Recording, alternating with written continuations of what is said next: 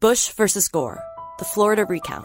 Two photographers with unrestricted access. You may think you know the story, but you've never heard it from this angle. Election 2000 Overtime. Subscribe now wherever you get your podcasts. The PGA Championship heads to Belle Reve Country Club in St. Louis. Led by a loaded field of major champions. In life, have you ever seen anything like that? Just watch and enjoy. Welcome to the big time.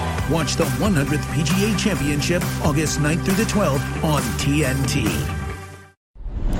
Good evening. A lot happening tonight, including two big developments that may touch on the president. One involving his former campaign chairman, who's on trial on tax and bank fraud charges, but is also under pressure to cooperate with the Russia special counsel. The other involves the close friend of the president's longtime associate and one-time campaign advisor, Roger Stone, a woman who once made headlines for another political connected scandal. Kristen Davis is her name. She was formerly known as the Manhattan Madam. Today, we learned she has spoken with Team Mueller. CNN's Bryn Gingras joins us now with the latest on her and how she may factor into Robert Mueller's case. So we know she met with Mueller's team. Do we have any idea what they asked her? Well, we don't right now, Anderson, what was asked by Mueller's team to Davis. But we know that this woman, as you said, known as the Manhattan Madam, voluntarily spoke with investigators. And what she knows and how she fits into this bigger picture isn't exactly clear.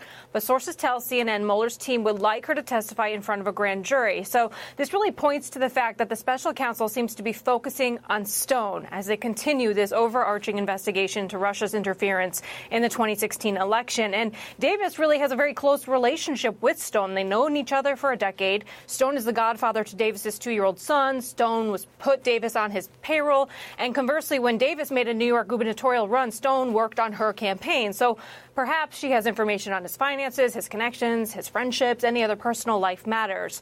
We should mention, Anderson, that Stone did release a statement saying this, quote, Kristen Davis is a longtime friend and associate of mine. I am the godfather to her 2-year-old son. She knows nothing about Russian collusion, WikiLeaks collaboration, or any other impropriety related to the 2016 election, which I thought was the subject of this probe. I understand she appeared voluntarily. I'm highly confident she will testify truthfully if called upon to do so. Anderson? And I understand investigators seem to be interested in Stone's relationship with her son. Yeah, sources tell CNN Mueller's team have asked at least 2 witnesses about the relationship between Davis's son, again 2 years old, and Stone, probing about the possibility that it's Stone's child instead of godchild. Again, we're not sure where those questions lead, but it's clear here investigators are asking questions about his personal life as part of this bigger picture.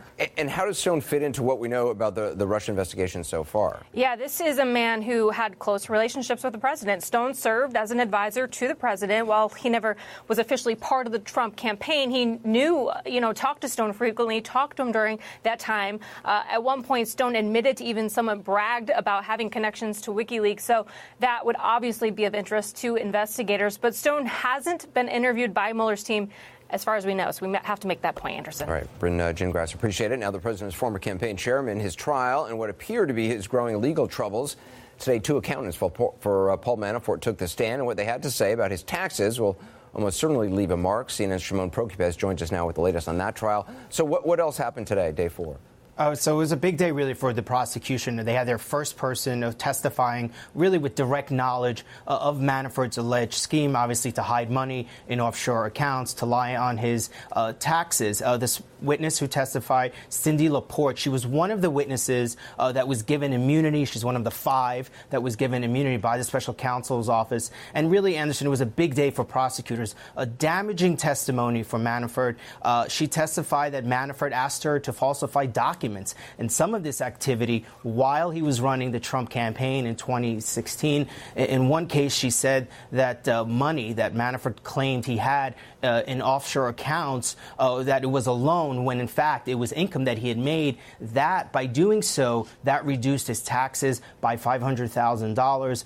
There's emails of communications between her and Paul Manafort. Really, this is setting up quite the number of witnesses that are going to be coming, and really just all the evidence that prosecutors seem to have against Paul Manafort. Did the accountant explain why she lied for Manafort initially? Yeah, she was regretful, Anderson. Certainly, she said that he was an important client to her, and she simply just did not want to fight him. She didn't stand up to him. But in the end, really, her only reason for not doing it was because she just felt that he was too important of a client. Do we know when Gates is going to testify, Rick Gates? Yeah, so that's going to be a big day. We thought maybe they could start today. We now think it is likely, if there's any chance that it could probably be Monday. The earliest, it could be on Tuesday. They have to finish with this accountant on Monday afternoon. She's going to be back in court on Monday, and Rick Gates could testify after that, which would either be Monday or Tuesday, Anderson. All right, Shimon Prokupecz, thanks. So between Manafort, the former Maddow, and Roger Stone as well, there's plenty to talk about, plenty to ask our best legal minds. Harvard Law School's Alan Dershowitz, author of The Case Against Impeaching Trump. Also with us is former Nixon White House counsel John Dean, author some years back of Blind Ambition. Professor Dershowitz, the fact that Mueller's team interviewed the so-called Manhattan Madam, is it clear to you that Roger Stone continues to be a focus of this investigation, or at least of interest to this investigation? Is that what this can only be about? It seems very likely. Look, I think everybody hopes this doesn't become what happened in the Bill Clinton investigation, where it started out as whitewater and ended up with sordid sex. This is a serious investigation. It should focus, of course, on Russia and Russia's involvement in the American election. And I hope that's where the focus remains. John, I mean, this isn't the first associate of Roger Stone that the special counsel has talked to. Sam Nunberg, Michael Caputo were also questioned by the Mueller team about him. It appears that they're trying to get a very tight timeline on his activities, his contacts with Guccifer II, to find out what his relationship may or may not have been. To either exonerate him or to press him to admit whatever role he may or may not have had. So, yes, a lot of his associates, much to his chagrin, are being questioned, as well as his relationship with other people. Professor Dershowitz, and we know the special counsel's team hasn't talked to Roger Stone yet. Is this typically the way it works? Get all the information from people around someone and then call them in? Without a doubt. You always want to know the answers to the questions you're going to ask before you call somebody in. You don't want any surprises. It's rare that interviewing somebody like Stone would be for purposes of gathering information. It's for purposes of validating information you've already got from others, and perhaps, and this is always speculative, trying to squeeze him by getting him to say something that's untrue, and then use that to try to squeeze him to provide information he might not want to provide. Look, that's the way prosecutors operate. Civil libertarians have been concerned about that for years, but it's fairly typical. And Professor Dershowitz, in the Manafort trial, you think that's really what's going on here, that this is an effort ultimately to squeeze Manafort? Well, that's not me. That's Judge Ellis, who's the judge presiding over this, who knows an enormous amount about this case.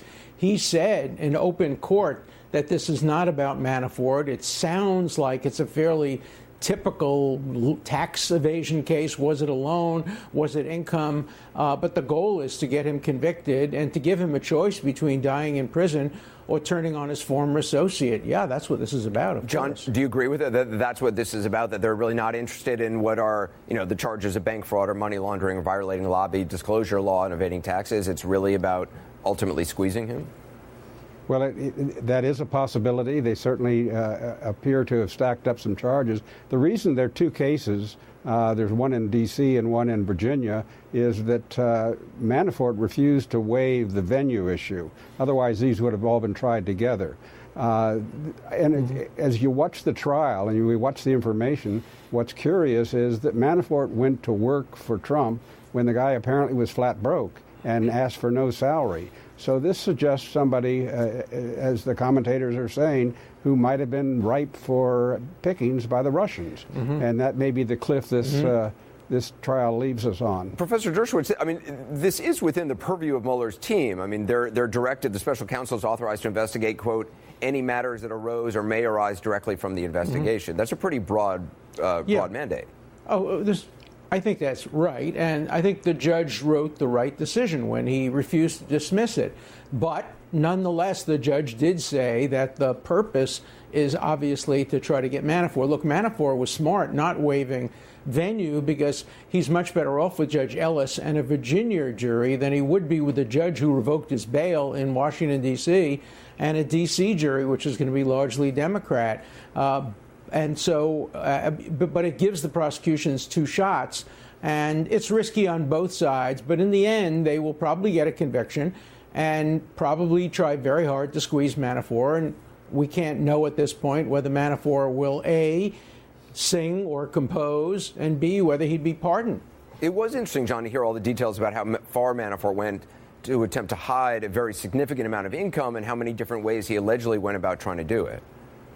Yes, his accountants on the stand today were certainly revealing his modus operandi and how little they actually knew about some of his affairs, yet they were enough aware that the fact that his taxes were not accurate, and they put that into evidence today.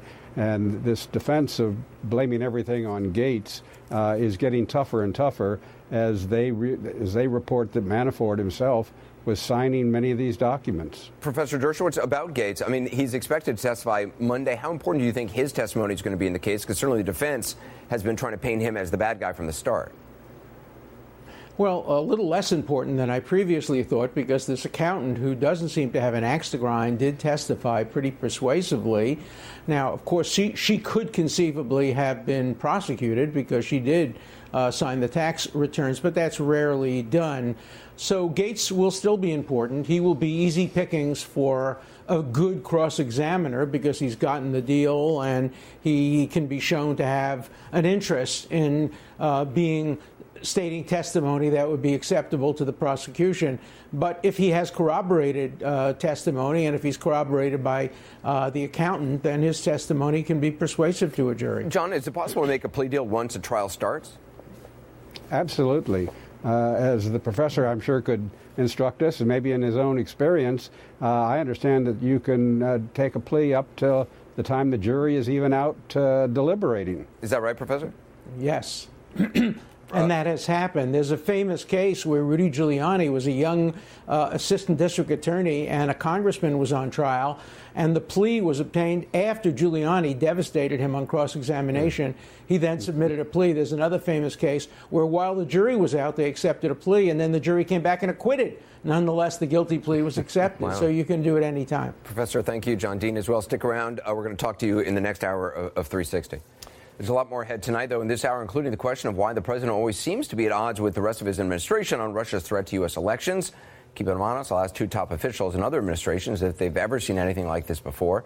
And later, a judge gives the administration a tongue lashing on all those kids who still have not been reunited with their families. See how he's keeping them honest tonight on 360. You may think you know the story, but you've never heard it from this angle. A whole election in 5 minutes changed. Their cameras captured the moments we didn't see. Bush said to me, he took it back. Gore just called me and took back his concession. A front row seat to 37 of the most unprecedented days in American history. The game ended in a tie, so overtime became the recount in Florida. This is Election 2000 Overtime. Subscribe now wherever you get your podcasts. The Kremlin today lashed out at the Russia investigation, a foreign ministry spokeswoman referring to it as, and I'm quoting here, the 2-year hysteria around the alleged Russian interference in U.S. elections, which did not happen. She says the focus on it undermines relations between the two countries, which sounds almost exactly like what President Trump said last night. Speaking at a rally in eastern Pennsylvania, the president had warm words about his summit with Vladimir Putin, harsh words about the Russia probe. We got along really well. By the way, that's a good thing, not a bad thing. That's a really good thing. Now, we're being hindered by the Russian hoax. It's a hoax. I'll tell you what, Russia's very unhappy that Trump won, that I can tell you. But I got along great with Putin. We're being hindered by the Russian hoax, he said. Now, the president sometimes clarifies what he means by that, saying any notion of collusion is a hoax, but he often doesn't make that distinction and seems to imply the entire Mueller probe into the election attack is a hoax or the attack itself is one. As for his claim Russia is unhappy, he won, there really isn't much evidence of that. If any, Putin himself said in Helsinki, on camera in a press conference next to Trump that he wanted Trump to win. And the president has rarely, if ever, attacked Putin the way he has so many other world leaders, even allies of the U.S. And that's, of course, his privilege. The president determines the foreign policy course he wants to set for the country. That's not the issue. Keeping him honest, this is. The president's position on Russia often undercuts his administration's position and the tough statements his own advisors make, which raises the obvious question, is the president trying to have it both ways? Or is it now explicit White House policy to speak out of both sides of its mouth on a vital national security issue? Regardless of the motivation, this is something that's been happening over and over again, the president undercutting his own national security team after the fact or undermining their message beforehand. Again, here's what the president said last night. Now, we're being hindered by the Russian hoax. It's a hoax, okay? All right, he says it's a hoax. Here's what his top national security and counterintelligence officials said on his orders at the White House just a few hours before he said that. Our democracy itself is in the crosshairs. What we see is the Russians are looking for every opportunity, regardless of party, regardless of whether or not it applies to the election, to continue their pervasive efforts to undermine our fundamental values. I fully share the intelligence community and the ODNI's assessments, past efforts, and those today to interfere with our election and of the current threat. They stepped up their game big time in 2016. This is a threat we need to take extremely seriously and to tackle and respond to with fierce determination and focus. Have you heard the president say anything like that? Again, these are the president's own top advisors and cabinet members sent out with his blessing to push a message that he himself doesn't seem to fully accept. Here's the Secretary of Homeland Security, Kirstjen Nielsen, again on Tuesday. 2 years ago, as we all know, a foreign power launched a brazen, multifaceted influence campaign to undermine public faith in our democratic process and to distort our presidential election. Let me be clear. Our intelligence community has it right. It was the Russians. We know that. They know that. It was directed from the highest levels. And we cannot and will not allow that to happen again. Again, that was Tuesday. A day later, the president tweeted, not backing Nielsen up, but instead he chose to tweet about the one aspect of the Russia probe that seems to truly concern him. And I quote, Russian collusion with the Trump campaign, one of the most successful in history, is a total hoax. The Democrats paid for the phony and discredited dossier, which was, along with Comey, McCabe, Strzok, and his lover, the lovely Lisa Page, used to begin the witch hunt. Disgraceful. He didn't condemn Russian interference in American elections, and he certainly didn't use the opportunity to back up his own Secretary of Homeland Security. Not then, and not a couple of weeks before. Here's FBI Director Christopher Wray on July 18th, 2 days after the president had such generous words for Putin in Helsinki, and from Putin's denial he inferred in the 2016 election. The intelligence community's assessment has not changed. My view has not changed, which is that Russia attempted to interfere with the last election and that it continues to engage in malign influence operations to this day. Well, that's pretty clear, but even as the networks were broadcasting that, they were also still broadcasting this from the president just a day before. I accept our intelligence community's conclusion that Russia's meddling in the 2016 election took place. Could be other people also. There's a lot of people out there.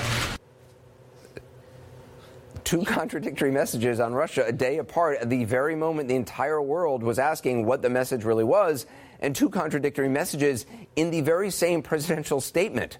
One written by the president's staff that he read, and then barely a beat later, the president's own ad-lib thoughts on the matter that it could be other people. There's a lot of people out there. As we said, this happens again and again. DNI Coates in February. Take a look. We need to inform the American public that this is real, that this is going to happen, and the resilience needed for us to stand up and say we're not going to allow some Russian to tell us how to vote, how we ought to run our country. And I think there needs to be a national cry for that. Well, those remarks came just a few days after the president tweeted out something he saw on Fox News, discrediting the Russia probe, blaming the Justice Department, the FBI, and the State Department for victimizing him during the 2016 campaign. Again, time and time again, one White House, two messages, and time after time, the president prefers the one that lets Russia off the hook.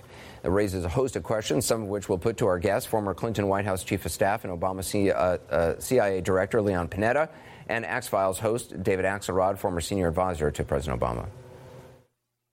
Secretary Panetta, it's pretty remarkable. The president at times seems to be more in line with what the Russian Foreign Ministry is saying than with what his own intelligence and security chiefs are saying.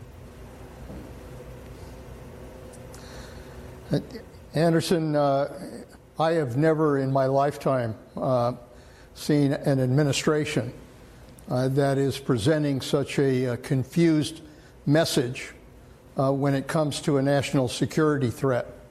And the fact is that it's sending a very mixed message to both our enemies and our allies that the United States does not have a clear policy when it comes to Russia. Do you know why they're sending such a mixed message? Well, this has gone on too long to be just the consequence of incompetence. I think this is deliberate. Certainly it's deliberate on the part of the president. Whether it's deliberate on the part of his cabinet members, I don't think that's the case. But it clearly is deliberate that he's trying to send two messages here. One is a message to the Russians and to his base. And the message to the Russians is keep doing what you're doing. And the message to his base is, regardless of the facts, please stick with me and listen to me. The other message is one to the majority of the American people, which is that U.S. policy remains the same, that it remains firm with regards to Russia, and that we're taking steps to try to protect our country.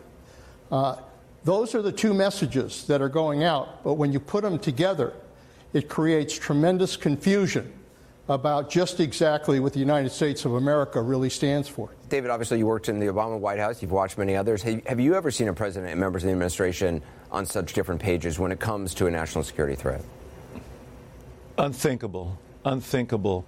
I agree with Leon. I've never seen this, whether in my years in the White House or my years of being involved in politics or my years as a journalist. This is totally unprecedented. You know, there was a time when we had this bipolar world, the U.S. and the Soviet Union. Now the world looks at us and they see a bipolar administration.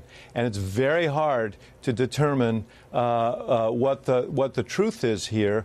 But we should point out, I want to give credit to the members of the national security team because I think that they did the right thing by standing up. I think Dan Coates and others and Bob Ray and Chris Ray, I should say, and have been very consistent about the nature of this threat.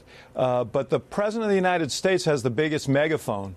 It was the President of the United States who sat alone for 2 hours with Vladimir Putin. It was the President of the United States who stood on a platform with Vladimir Putin and essentially undercut his national security team and his intel team and gave credence to Putin's lies. So the world sees that first. And it makes them wonder. And I think that it gives Putin the idea that the back door is open. Come on in. Secretary Panetta, I mean, David just mentioned Dan Coates. Last night, the president said he had a great meeting with Putin. I mean, the director of national intelligence, Dan Coates, said yesterday that he's, quote, not in a position to either understand fully or talk about what happened in Helsinki. Now, either he knows and can't talk about it, but the idea that to even say that he's not in a position to understand what actually occurred behind closed doors is pretty stunning.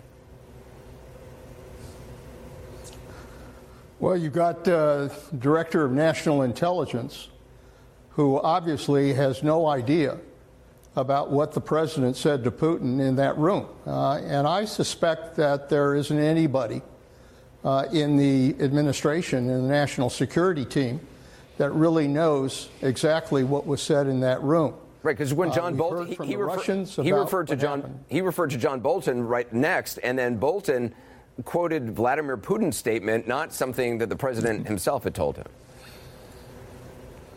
Yeah, no, I think the Russians have said things about what was agreed to in that room, but we have heard absolutely nothing from the president of the United States about the specifics of what was discussed or what was agreed to.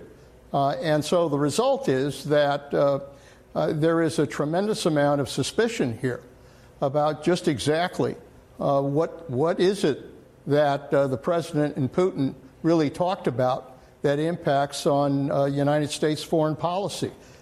This is unheard of. I've never seen a situation like this, but that's what we're getting with the Trump administration. What really bothers me is that this is an enemy who's trying to undermine our democracy. That's what the Russians have tried to do since recent history, is basically undermine our democracy. That's what they're engaged in. And right now, they are successful at doing that in the way they continue to try to interfere with our election. That means that a national security threat facing this country has a very confused response in terms of the administration. David, is it simply the president can't separate anything having to do with Russian interference from the legitimacy of his electoral win? Is that what his silence on the issue is about here? Well, that's what you keep hearing from his people, that he, privately, you read this, you hear this. He just doesn't want his win, denigrated or downgraded or called into question. But that doesn't speak to, even if that were the case, it doesn't speak to where we are now. There's a threat now. And one of the reasons there's the confusion that Leon speaks about is that the president is parroting Putin's line. And when the president calls the Russian investigation a hoax, that is exactly what Moscow said today. This is the Kremlin line today. They were bitterly denouncing the investigation and said there was no truth to it. So, the president keeps reinforcing the Kremlin's line, and that is a source of great concern and confusion for anyone who's trying to read what's actually going on here in our own government. Yeah, David Axelrod, Secretary Leon Panetta, thank you very much. We have a lot more straight ahead, including the breaking news of a federal judge's rebuke of Trump administration attorneys who'd wanted a civil liberties group, the ACLU, to take charge of finding hundreds of immigrant parents deported without their kids. And later word that the TSA is discussing even more cost-saving measures at the nation's airports besides the ones CNN already reported earlier this week. The question, of course, is could the changes compromise security? There's breaking news tonight on the family separation front. A federal judge in San Diego has delivered a stinging rebuke to the Trump administration attorneys who'd proposed that a private civil rights group, the American Civil Liberties Union, the ACLU, be in charge of locating hundreds of deported parents who've been separated from their children in the wake of the government's family separation policies. Now, the judge is the same one who's been overseeing the return of those kids over the past several weeks. He called the administration's proposal to let the ACLU and other groups locate the parents, quote, unacceptable. He also added, the reality is that for every parent who's not located, there will be a permanent orphan child, and that is 100% the responsibility of the administration. Joining me now to discuss is Oregon Democratic Senator Jeff Merkley, who's visited some of those detention centers where parents and kids have been kept. Senator Merkley, thanks for being with us. Do you have any understanding as to why the government thought it was the ACLU's responsibility to relocate, to find these parents, to essentially right these wrongs in the first place? It wasn't the ACLU that separated the kids from their parents.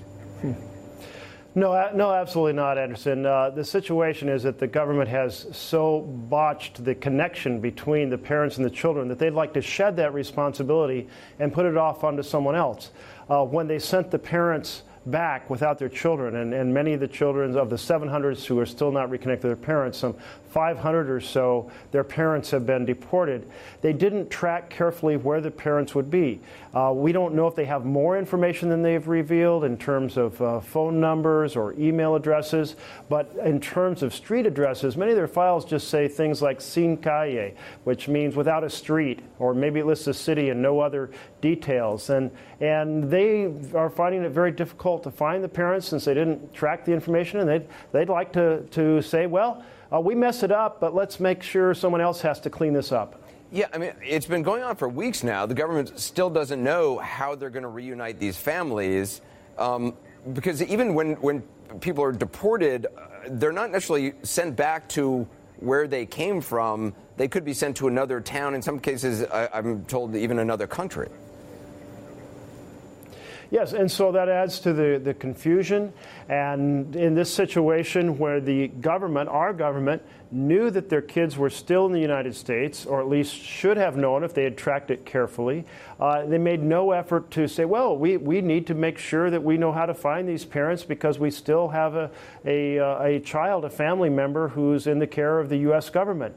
And they simply apparently didn't do so with any sort of diligence. There is, throughout this entire process, from the time that the Trump team decided to start ripping children out of their parents' arms, there's been a thorough lack of preparation, planning, a certain callousness about the impact of this treatment on the kids. So, I mean, we're talking about a policy that deliberately inflicted trauma and then follow-up that was so incompetent as to further aggravate the situation. I mean, the ACLU say they're willing to work with the government, but according to them, they say that the government's contact information is so unsatisfactory that even though it appears HHS has phone numbers for many of the parents, they really just don't know how to locate them. Is the government acting in good faith here? I'm sure there are some individuals in this process who are doing everything they can to assist these children. But in terms of the decision makers who designed the program, it was done in a horrific, incompetent, callous fashion, and now everybody is paying the price. It does. I mean, there's no end in sight right now and really no solution in sight. You have the judge saying it's unacceptable and that the responsibility is 100% of the government. Are there repercussions here, or is that just part of the issue here, that there are no repercussions for this? Well, certainly at this moment, we're dependent upon the judge to keep the heat on. The judge is demanding that the government assign a specific team that carries the responsibility. There really should be an action team now for every one of those children, a pair of employees of the federal government who have responsibility for a certain child, tracking their parents, using every possible resource, using our FBI resources, using our international contacts, using our State Department, advertising. I mean, they need to do everything possible. And this is just a message that the administration has never internalized. They've been doing the minimum time and time again, missing the deadlines, not mobilizing the resources, kind of begrudgingly saying, well, we really wanted to separate these kids from these parents. We're being told we have to reunite them. We're just not going to make that much of an effort. It is amazing when you think about, you had Secretary Kelly, who at the time before he was Chief of Staff was Secretary of Homeland Security, telling Wolf Blitzer, more than a year ago, I think it was, that they were considering separating the children as a policy and that it would be a deterrent or potentially a deterrent, and that even in all that time, it wasn't planned out enough, or that HHS just isn't up to the task, even though you had claims from officials saying, oh, it would just take a couple of keystrokes on a computer to figure out exactly where the kids are and where the parents are. Well, and realize that the entire premise of this program is completely flawed. The administration, for publicity, said this is catch and release, that people don't show up to their hearings. But the administration shut down the Family Case Management Program. And the Inspector General's report says 100% of the families in the Family Case Management Program showed up for their hearings. So the administration basically lied to the American public, said people aren't showing up for their hearings, so we have to do something dramatically different, that is to treat people as criminals. And then they did share, finally, after a year after launching the pilot project, they shared the real intention, which was to deter people from seeking asylum in the United States of America. And so we can't forget kind of the dark and evil place that this came from, which was a deliberate decision by Kelly, by Steve Miller, by the president, by Jeff Sessions to inflict harm on children in order to send a political message. Senator Merkley, I appreciate your time. Thank you. Earlier this week, CNN's Renee Marsh reported that the TSA is discussing a proposal to eliminate screenings at more than 150 small to medium airports across the country. She's now learning that that's just one of several cost-saving measures up for debate. Here's her report. A senior TSA employee tells CNN the agency is looking at cuts that could save more than $300 million in 2020. Among those cuts, reducing the number of full-time air marshals, reducing the workforce at TSA headquarters, and a 50% cut in reimbursements to state and local law enforcement agencies for use of their K-9 unit. This is an agency under pressure to reduce costs, does not have an animating theme from where they're going to do it, and is potentially exposing Americans and traveling Americans to risks that they do not need to be exposed to. Ladies and gentlemen, we are the police. Remain calm.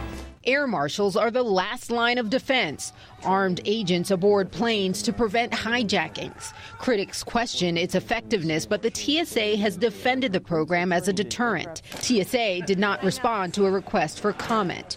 Earlier this week, CNN revealed the most controversial cut under consideration, eliminating screening at more than 150 small and some medium-sized airports, an idea that has already been widely panned by lawmakers, security experts, and airports. Since I, as the airport, don't want to take on that, either the liability nor the cost, and I'm quite certain the airlines don't want to take that on.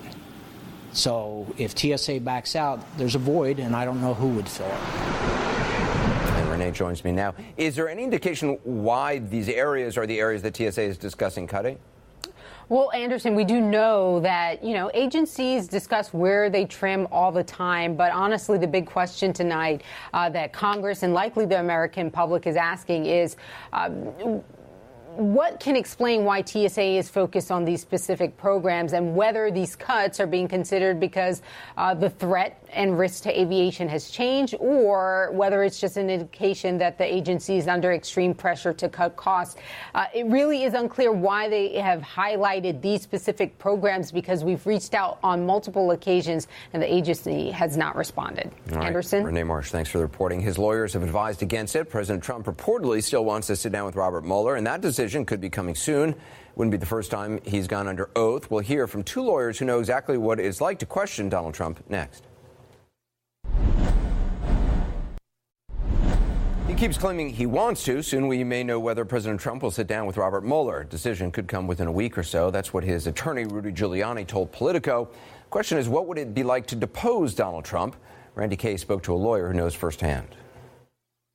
He was like a pot that he started off okay, like simmer, and then slowly the pot was boiling and boiling and boiling. And then we got towards the tail end of the deposition, and that's when the pot boiled over. Attorney Glenn Zeitz is talking about Donald Trump. He deposed him long before he was president in a case involving eminent domain back in the 1990s. Trump was claiming eminent domain to take possession of an elderly widow's home in Atlantic City so he could use it as a parking lot for his casino's limousines. Overall, how would you describe him during the deposition? Self-deprecating is not Donald. Donald was the Donald that you see now. He walks in, he wants to take over, he wants to make the deposition his deposition, even though it's mine. He tries to control the questioning. Zeitz says Trump tried to come off confident, but that his emotions got the best of him. That's when the insults started flying.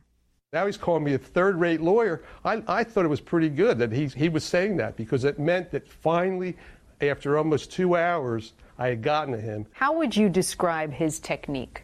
We call it a non-responsive answer. He will add things on. He'll make self-serving statements. He'll shuck and jive. If I asked Donald in that a question, I said, Donald, what time is it? He'd probably tell me how to build a clock. He was grossly unprepared, or he was just deliberately being evasive. What he was doing, at least in the deposition, was saying that he delegates everything to everybody else. In fact, Trump responded with, I don't know, more than a dozen times during the deposition, often saying, ask my representatives, and it's called delegation. I have some very good people. The problem is trying to figure out, are the answers a deliberate lie, or are they a product of someone who is indifferent to the facts or indifferent to what he signed, and therefore there was no intent. What surprised this lawyer most, though, was Trump's bizarre request to go off the record, moments before he fired his own lawyer.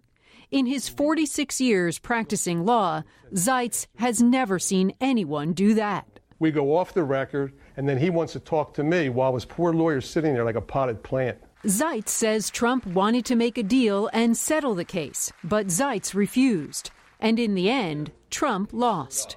He's like a animal in the woods. He's been through plenty of depositions. If you approach him the normal way, he's going to pick up the scent. He's going to understand that he's got to be careful about what he says because he's no dummy. Randy Kaye, CNN, Palm Beach, Florida. Neither the White House or the Trump Organization have given us a comment on that story. With us now, another attorney who wants to depose the president, Jason Forge, who was one of the lead attorneys for the plaintiffs in the Trump University case. Thanks so much for being with us, Jason. How would you describe the president during a deposition? He's certainly not a novice at them. He's given them really his whole adult life. Anderson, I'd say he's fully engaged, completely uninhibited, and frankly, pretty fearless. Are those good qualities to have in a deposition? Well, for me, as an adversary, those were wonderful qualities. I found it very easy to get the types of answers that we were hoping to get from his deposition, and then some. If I was his attorney, it would be a nightmare. It didn't seem to you that, did it seem to you he'd been coached or that he responds to coaching? Because, that's certainly the impression of him is that, he's not really going to be responding to a lot of coaching from his own attorneys at Advance. He's going to say what he wants to say. No, he had a great lawyer. Dan Petrocelli represented him, and he's done a number of high-profile cases. But I am very confident that Mr. Trump is uncoachable. And there's no way that Dan prepared Mr. Trump to give some of the answers that he gave. But the fact of the matter is, he's in charge, whether it's in a deposition or in any other context. And no matter how high-ranking the lawyer is, no one's going to tell him how to answer a question. We've certainly seen this in interviews, and I've heard you say that he really responds to flattery. He definitely responds to flattery. On the other hand, he will push you, and if you cower, he's not going to respect you. So you have to push back, but at the same time, a compliment to him goes a long way. It actually has an impact on him.